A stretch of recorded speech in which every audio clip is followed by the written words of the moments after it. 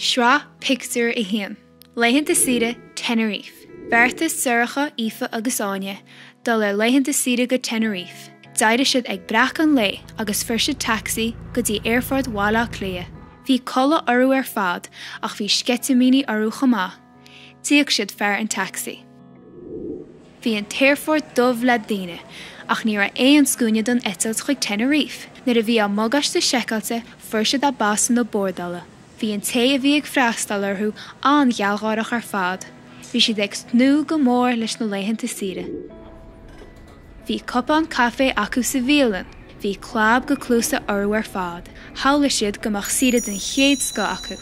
Bheadh bollag le gréine a dhéanamh acu cosfarige. Bhí scetamíní áthas orú.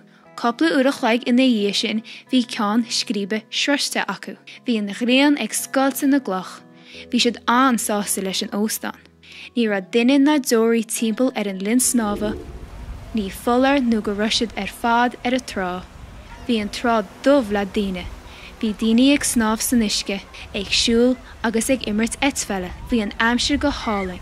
Is bug scamala bhí sa spéid. Bhí an trúr cailíní ag sú na gréine ó bhádin go hiiche.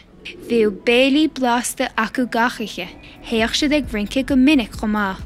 Bhí dá na gréine orú tar éis a leitheanta siada. Bhí siada den chéad sco acu agus ní dhéanach siad dermod orú an 2 lá dhéag is a bharach siad.